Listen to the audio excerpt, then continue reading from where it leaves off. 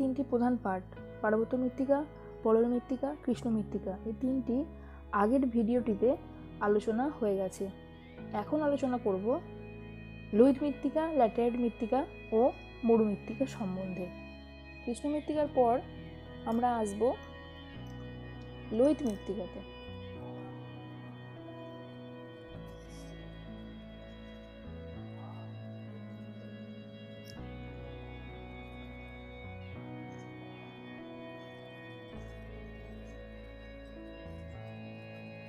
লোহিত মৃত্তিকা ভারতে দেখা যায় 3.5 লক্ষ বর্গ কিমি অঞ্চল জুড়ে, অর্থাৎ ভারতের মধ্যে হচ্ছে 11% অঞ্চল জুড়ে। কোন কোন রাজ্যগুলো একটা বিশেষ বিশেষ জায়গাতে আছে, ছড়িয়ে ছিটিয়ে, এক জায়গায় নেই আগের দুটো মৃত্তিকার মতন।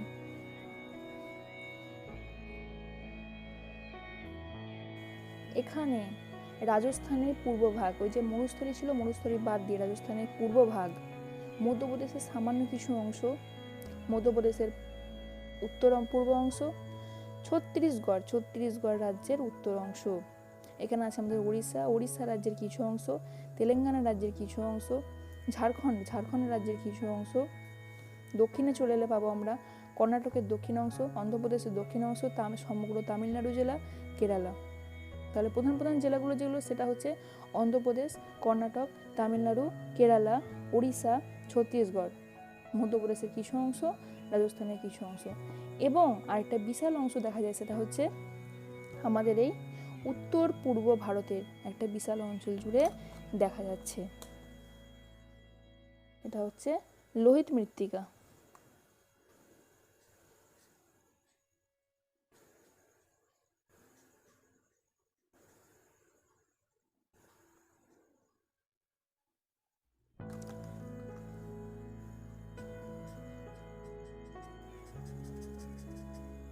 এখানে আমি রেডের মাঝে ইয়েলো কালার দিচ্ছি একটা বিশেষ বৈশিষ্ট্য বোঝাবার জন্য, অর্থাৎ লোহিত নামের অর্থেই যে এখানকার মৃত্তিকার রং লাল হবে সেটা কিন্তু না। অর্থাৎ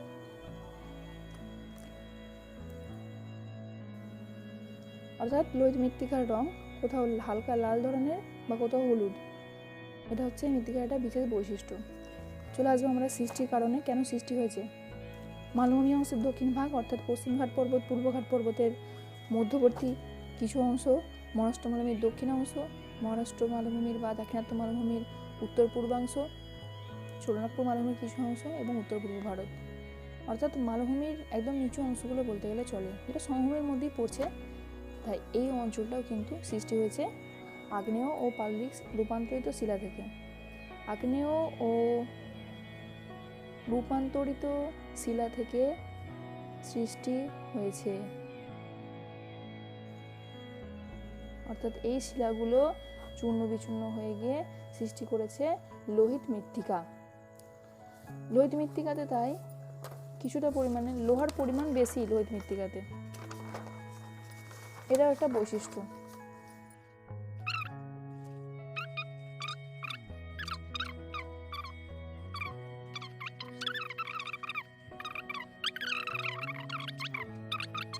তাই মৃত্তিকাতে চাষবাস একদম ভালো হয় না বললেই চলে।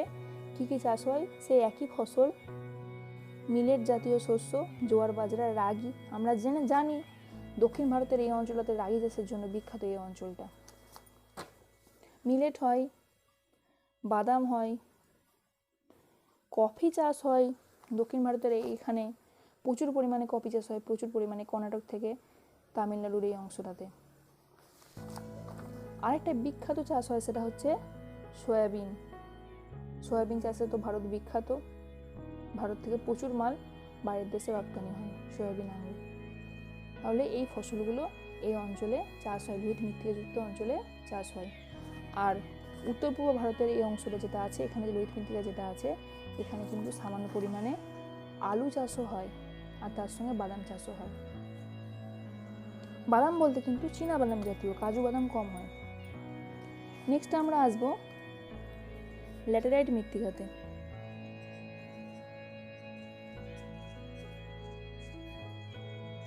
ল্যাটেরাইট মৃত্তিকা কি, এই সম্পর্কে আমরা নবম শ্রেণীর পশ্চিমবঙ্গ পড়ার সময় কিছুটা জেনে এসেছি। ল্যাটেরাইট মাটি অর্থাৎ লাল রঙের মৃত্তিকা। কোথায় কোথায় দেখা যায় ল্যাটেরাইট মাটি? ল্যাটেরাইট মাটি ভারতের মধ্যে 2.5 লক্ষ বর্গ কিমি অঞ্চল জুড়ে দেখা যায়, অর্থাৎ 8% এরিয়া। কোন কোন রাজ্য, একটা বিশেষ অঞ্চল আমরা একটা চান্সে মনে করতে পারবো, সেটা হচ্ছে মেঘালয় মালভূমি। মেঘালয় মালভূমি ল্যাটেরাইট মালভূমির জন্য বিখ্যাত। গুজরাট, গুজরাট রাজ্য ল্যাটেরাইট। পশ্চিমঘাট পর্বত,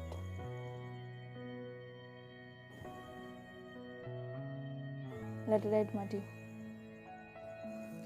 পশ্চিমবঙ্গ ছিল পশ্চিমবঙ্গের পশ্চিম দিকে পুরুলিয়া জেলা, বাঁকুড়া জেলা, ল্যাটেরাইট মাটি। উড়িষ্যার পূর্ব উপকূলে ল্যাটেরাইট মাটি। ভিন্ন ভিন্ন জায়গায় খণ্ড বিখণ্ড হয়ে দেখা যায় ল্যাটেরাইট মাটি। আরেকটা বিশেষ অঞ্চল আমাদের ভারতের, অর্থাৎ ভারতীয় উপমহাদেশ বা ভারতীয় উপদ্বীপের অন্তর্গত অনেক ছোট ছোট দ্বীপ নিয়ে গঠিত আন্দামান নিকোবর দ্বীপপুঞ্জ, যে দ্বীপপুঞ্জটা পুরোটাতেই দেখা যাচ্ছে আমাদের ল্যাটেরাইট মাটি।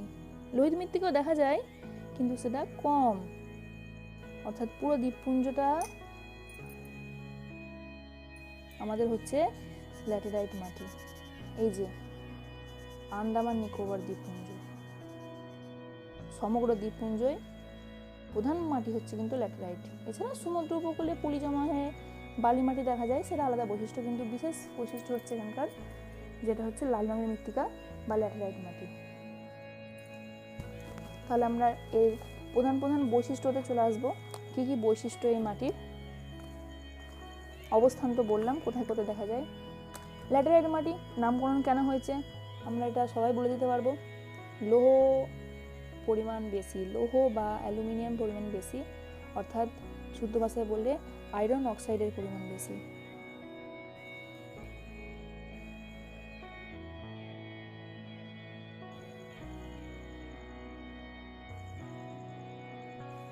অ্যালুমিনিয়াম বেশি কেন হয়েছে? তাহলে আমরা পুরো জিনিসে চলে যেতে হবে। মাটিতে আমরা জানি 4টে স্তর থাকে।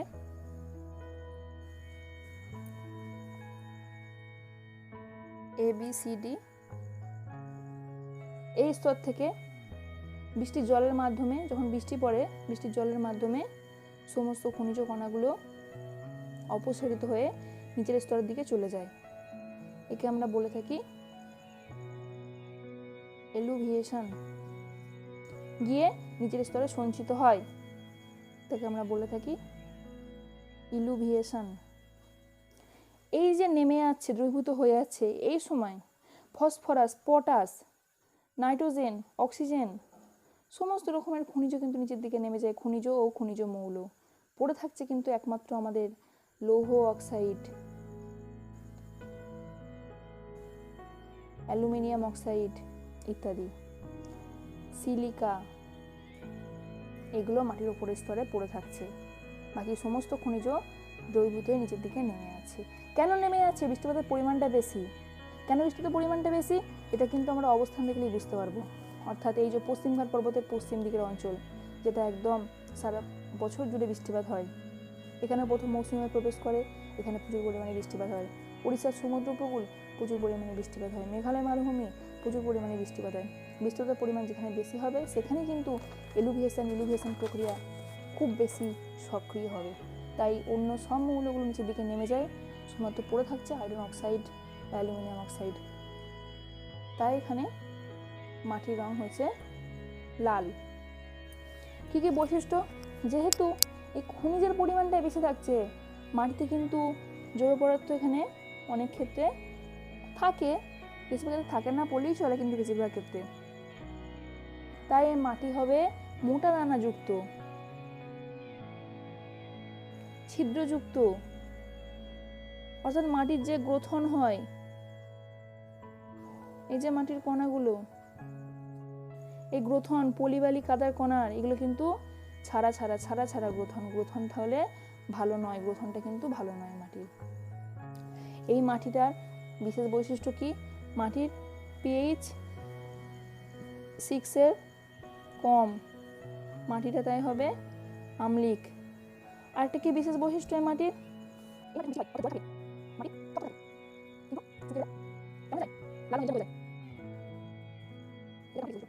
এই বৈশিষ্ট্যগুলো থাকার জন্য মাটিটা হচ্ছে অনুর্বর। চাষ হয় কি কি? চা, কফি, রবার, বাদাম, কাজু বাদামও হয়, রাগি চাষও হয়। এইগুলো হচ্ছে ল্যাটেরাইট মাটির বিশেষ বিশেষ বৈশিষ্ট্য। মোটামুটি হয়ে গেল। এখন যদি আমরা ইন্ডিয়ার ম্যাপটা ভালো করে দেখি তাহলে দেখতে পারবো ভারতের মৃত্তিকা অঞ্চলগুলোর মধ্যে আরেকটা ছোট অঞ্চল পড়ে আছে, সেটা হচ্ছে মরু মৃত্তিকাযুক্ত অঞ্চল, একদম ভারতের পশ্চিম দিকে।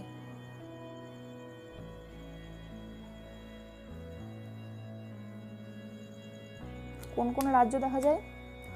রাজস্থান রাজ্য, রাজস্থান রাজ্যের পশ্চিম ভাগ অর্থাৎ মরুস্থলী, আরাবল্লী পর্বত ছিল এখানে, আরাবল্লী পর্বতের পশ্চিম দিক, মরুস্থলীয় অংশ জুড়ে পাঞ্জাব হরিয়ানার কিছু অংশ, গুজরাটের উত্তর অংশ ইত্যাদি জায়গাতে দেখা যাচ্ছে আমাদের মরু মৃত্তিকা, অর্থাৎ যেটা ভারতের মরুভূমি অঞ্চল, ভারতের মরু অঞ্চল, ধর্মভূমি, সেখানে দেখা যায় আমাদের এই মরু মৃত্তিকা।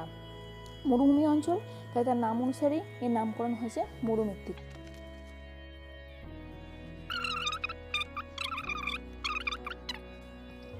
সৃষ্টি কী কারণে হয়? আমরা বললাম এটা হচ্ছে মরুভূমি অঞ্চল। মরুভূমি অঞ্চলে বৃষ্টিপাতের পরিমাণটা কম হয়, তাই অল্প বৃষ্টিপাত। এই অঞ্চল, এখান থেকে আছে কর্কটক্রান্তি রেখা, আমরা জানি এখানে বৃষ্টি হয় না। দেখা যায় এখানে যান্ত্রিক আবহবিকার।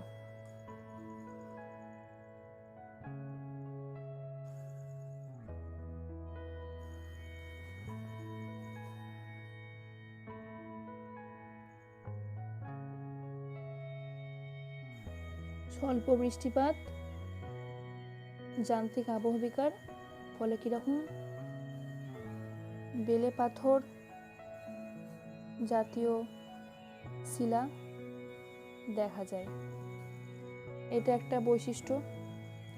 স্বল্প বৃষ্টিপাত মানে হচ্ছে ওখানে বাষ্পীভবন বেশি হবে, অত্যাধিক বাষ্পীভবন, গাছপালা নেই, তাই কি হয়, যত বেশি বাষ্পীভবন হবে মাটিতে জলের পরিমাণ কমে যাবে, লবণের পরিমাণ বেশি হবে, লবণের পরিমাণ বেশি, তাই এই মাটিটা হবে লবণাক্ত প্রকৃতির। এখান থেকে পেয়ে যাব বিশেষ বৈশিষ্ট্য কি না, মাটিতে লবণতা বেশি। জৈব পদার্থ নেই, গাছই তো নেই, জৈব পদার্থ কিভাবে থাকবে এখানে মরুভূমিতে? জৈব পদার্থ কম, কারণ এখানে গাছপালা নেই, তাই এখানে জৈব পদার্থ নেই। তবে এই মাটিতে কোনো কোনো জায়গাতে কি হয়, ফসফেট এবং নাইট্রেট থাকে, কোনো কোনো জায়গায় স্থান বিশেষে আলাদা ফসফেট ও নাইট্রেট থাকে। মাটিটা তাহলে কিছুই তো নেই, মাটিতে লবণই বেশি, মাটি তাহলে কীরকম হবে? অনুর্বর হবে। কিন্তু জলসেচের মাধ্যমে আমাদের যে পরিকল্পনা আছে, পঞ্চবার্ষিকী পরিকল্পনা, তার মাধ্যমে এখানে কিন্তু চাষবাস করা হয়ে থাকে জলসেচের মাধ্যমে, বিভিন্ন অত্যাধুনিক কৃষি পদ্ধতির মাধ্যমে। তাই বর্তমানকালে এখানে গম চাষ কিছুটা পরিমাণে হচ্ছে। পাঞ্জাব হরিয়ানায় যেমন হয়, রাজস্থানে হয় না বললেই চলে, পাঞ্জাব হরিয়ানায় হয় এটা। জব হয়, মিলেট হয়, আমরা সবাই জানি। এই যে এই অঞ্চলটা কিন্তু মিলেট চাষের জন্য বিখ্যাত অঞ্চল, অর্থাৎ জোয়ার চাষের জন্য অঞ্চলটা হচ্ছে বিখ্যাত অঞ্চল। মিলেট হয়, তুলা হয়, ডাল হয়, খেজুর গাছ হয়, খেজুর গাছ, ফণি মনসা হয়, ইত্যাদি প্রধান প্রধান গাছ এই অঞ্চলে হয়ে থাকে। আমরা বলছিলাম যে ভারতীয় মৃত্তিকাকে 8টি ভাগে ভাগ করা যায়, 7টি প্রধান ভাগ হয়ে গেছে। 8 নম্বর ভাগটা যেটা, সেটা হচ্ছে জলাভূমির মৃত্তিকা। জলাভূমির মৃত্তিকা কোনো বিশেষ কোনো বড় অঞ্চল জুড়ে কিন্তু দেখা যায় না। যেখানে যেখানে বড় বড় জলাশয় আছে, অর্থাৎ আমাদের যেমন হচ্ছে কচ্ছের রণ জাতীয় অঞ্চলে যেখানে বড় বড় গাছপালাও আছে, তার সঙ্গে কিছু কিছু ছোটো ছোটো জলাভূমিও আছে, হ্রদ আছে, সেখানে কিন্তু মাটির একটা নরম প্রকৃতির হয়। পার্বত্য অঞ্চলে ছোটো ছোটো হ্রদ যেখানে আছে পর্বতের মাঝখানে সেখানে কিন্তু দেখা যায় জলাভূমির মৃত্তিকা। নদী তীরবর্তী অঞ্চল, উত্তর ভারতের কিছু কিছু অঞ্চলে দেখা যায় জলাভূমির মৃত্তিকা। অর্থাৎ পার্বত্য অঞ্চলে, পলল সমভূমিতে বা মরুভূমি অঞ্চলের মরুস্থলীতে দিকে কচ্ছের রণে দেখা যায় জলাভূমির মৃত্তিকা। এছাড়া একটা ভাগ যেটা শ্রেণীবিভাগ 8টার মধ্যে নেই, সেটা হচ্ছে যে এই একদম পূর্ব উপকূল আর পশ্চিম উপকূল, অর্থাৎ যেটা ছিল পূর্ব উপকূলীয় সমভূমি, পশ্চিম উপকূলীয় সমভূমি, সেটা ছিল আমাদের উপকূলীয় সমভূমির মৃত্তিকা। উপকূলীয় সমভূমির মৃত্তিকা বলতে কি বোঝায় না, সেটা এই যে এখানে ছিল বঙ্গোপসাগর আর এখানে ছিল আরব সাগর, এই সাগরের সমুদ্রের যে জল, সেই জলের যে লবণ, পলি, বালি, কাদা, সেগুলো এখানে জমা হয়। অর্থাৎ এখানে ছিল মহানদী, কৃষ্ণা, কাবেরী, গোদাবরী, এখানে ছিল নর্মদা, তাপ্তি। নর্মদা এখানে, তাপ্তি এখানে, মহানদী এখানে, গোদাবরী এখানে, কৃষ্ণা এখানে, কাবেরী এখানে। এই নদীগুলোর পলি জমে সমুদ্র থেকে বালি জমা হয়ে উপকূলে খুব সংকীর্ণ একটা সমভূমি সৃষ্টি করে, পলি বালি দ্বারা গঠিত, সেটা হচ্ছে উপকূলীয় সমভূমি। তাহলে এইগুলো হচ্ছে আমাদের প্রধান প্রধান মৃত্তিকাযুক্ত অঞ্চল। একদম উত্তরে ছিল পার্বত্য মৃত্তিকা, তারপর দক্ষিণে হলো পলল মৃত্তিকা, তারপর হয়ে গেল আমাদের কৃষ্ণ মৃত্তিকা, তারপর ছিল আমাদের লোহিত মৃত্তিকা, তারপর ছিল আমাদের ল্যাটেরাইট মৃত্তিকা। এগুলো সব থেকে বেশি দেখা যায় আমাদের পলল মৃত্তিকা, তারপর হচ্ছে পার্বত্য মৃত্তিকা, কৃষ্ণ মৃত্তিকা। এগুলো ল্যাটেরাইট মৃত্তিকা, লোহিত মৃত্তিকা, এগুলো কিন্তু ছড়িয়ে ছিটিয়ে বিভিন্ন দিকে অবস্থান করছে। আমরা এই মৃত্তিকার ম্যাপটা বিভিন্ন বই থেকেই করতে পারি। এছাড়া আমরা এই ম্যাপটা কিন্তু একটা খুব সংক্ষেপে একটা পাই চার্টের মাধ্যমে আমরা দেখাতে পারি। আমরা ভারতীয় মৃত্তিকার শতকরা হারের যে বন্টন, সেটি এরকম একটি পাই চার্টের মাধ্যমেও তুলে ধরতে পারি। এরকম একটি পাই চার্ট অঙ্কন করে রাখলে আমাদের দেখাতেও সুবিধা হবে শতকরা হিসাবটা, এবং পড়ার ক্ষেত্রে আমাদের অনেক সুবিধা হবে। যেমন দেখতে পাচ্ছি আমরা এখানে সবথেকে বেশি যে জায়গা জুড়ে আছে সেটা হচ্ছে পলল মৃত্তিকা, সবথেকে কম যেটা সেটা হচ্ছে মরু মৃত্তিকা। এরকমভাবে কৃষ্ণ মৃত্তিকা, লোহিত মৃত্তিকা, এগুলো ভালোভাবে বোঝা যাচ্ছে। এভাবে অঙ্কন করে রাখলে কিন্তু আমাদের পড়তে খুবই সুবিধা হবে পাই চার্টের মাধ্যমে ভারতীয় মৃত্তিকার বন্টন। আমাদের তাহলে সবকটি মৃত্তিকা হয়ে গেছে, তা সত্ত্বেও এখন কিন্তু মৃত্তিকার আরেকটি অংশ বাকি আছে। যেটা বাকি আছে সেটা হচ্ছে ভারতের মৃত্তিকার ক্ষয় কী কারণে হয় এবং ক্ষয় থেকে আমরা প্রতিরোধ কিভাবে করব, তার উপায়গুলি কি কি, এগুলি আমরা দেখে নেব পরবর্তী ভিডিওতে।